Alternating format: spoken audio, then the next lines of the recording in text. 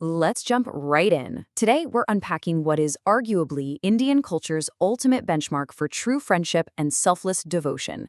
We're talking about a foundational narrative that goes way beyond just a simple reunion. This is the legendary meeting of Lord Krishna and his childhood friend, Sudama. Okay, let's dive into this. What really defines the world's greatest friendship?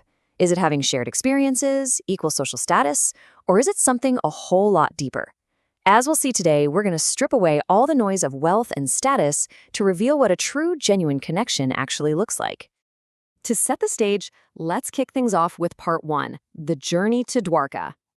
To really grasp the gravity of this journey, we have to look at the massive contrast between our two main figures. On one hand, you've got Sudama. He's a Brahmin living in absolute grinding poverty, literally struggling just to survive day to day, though, crucially, he is completely content spiritually.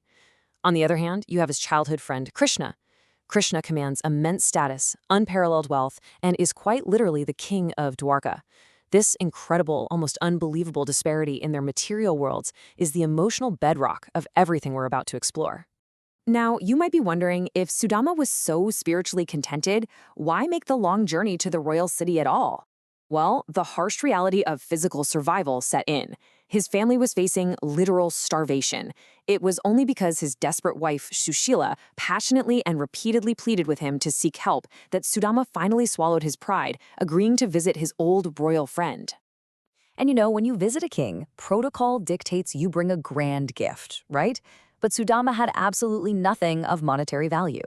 Instead, he carries this incredibly humble offering, just 3 handfuls of raw rice, known as tandul, tied tightly inside a torn, tattered little piece of cloth.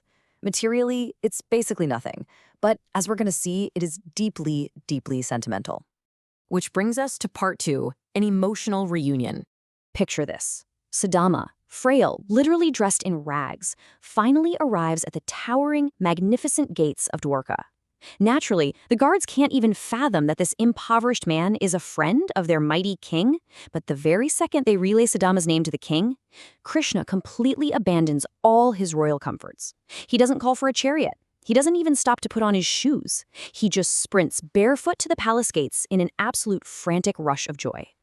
The ancient texts capture the sheer emotion of this moment so perfectly. Take this powerful Hindi verse, for example. Dekhi Sudama ki deen dasha, karuna kari ke karunanidhi roye.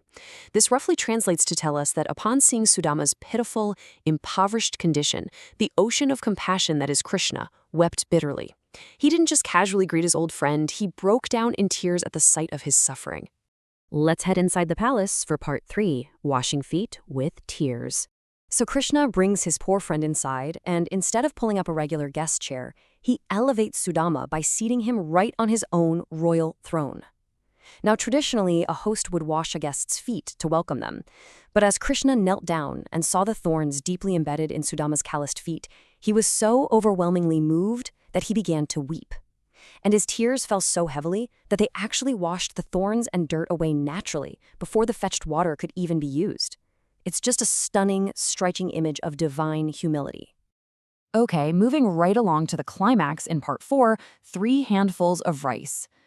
Remember that tiny, humble gift Sudama brought? Sitting there on that royal throne, absolutely paralyzed with shame, Sudama tried to hide his torn little bundle of raw rice. He felt it was completely and utterly inappropriate for a king. But Krishna notices. Playfully and eagerly, he snatches the hidden bundle right from his friend, lovingly forcing Sudama to share the gift that he felt was just way too inadequate. And this brilliantly illustrates the cosmic power of pure intention. Because as Krishna eats the raw rice, a massive cosmic exchange occurs. With the first handful he consumes, he instantly grants Sudama all the wealth and prosperity of the earth. With the second handful, he grants him the boundless wealth of the heavenly realms. And just as he reaches for the third handful, his wife, Queen Rukmini, steps in and grabs his hand to stop him. So why on earth did the queen stop him? Well, the symbolism of that third handful is massive. By intervening, Rukmini physically prevented Krishna from giving away his ultimate divine domain, Vaikuntha. Krishna was so deeply moved by the selfless love behind those few grains of raw rice that he was quite literally ready to give away his entire universe. Let's look at the aftermath in part 5, the ultimate reward. After this deeply emotional reunion, Sudama journeys all the way back to his village. And keep in mind, he had asked for absolutely nothing during his visit. Not a single coin, not a scrap of food. But when he arrives back at the spot where his crumbling, starving little hut used to be, he discovers a grand, magnificent palace standing in its place. And his wife? She's dressed majestically, like a queen. Krishna had silently transformed his friend's life, rewarding him unimaginably without a single word of request ever being spoken. So, the crucial point we arrive at is part 6, the meaning of true devotion. What does this all mean for us? The core philosophical takeaway here is that the divine doesn't require material wealth. The universe doesn't care about the monetary value or the price tag of your offerings. It's the pure intention, the reverence, and the selfless love that actually matter. A handful of dry rice given with pure, unfiltered love far outweighs a mountain of gold given with arrogance. And this brings us right to a central concept known as Ayachak. In this context, Ayachak means pure devotion without asking, expecting, or demanding absolutely anything in return. Because Sudama's devotion was entirely Ayachak, because he visited his friend purely out of love and asked for nothing even while he was literally starving, God gave him rewards that the texts say are rare even for the celestial demigods. It's kind of the ultimate paradox of faith, isn't it? By asking for nothing, he gained absolutely everything. The story of Krishna and Sudama is just a profound reminder of what true connection really means, both between friends and with the divine. But this explainer really only scratches the surface of the cultural literature surrounding this event. So I want to leave you with a final provocative question. Would you like to explore the specific poetic compositions of Narottam Das regarding this event? His poetry adds these layers of breathtaking emotion to the narrative. Think about how much deeper this philosophy goes and how it might even change the way you view your own relationships. I really hope this has sparked your curiosity to dive even further into these incredible sources. Keep learning, and we'll see you next time.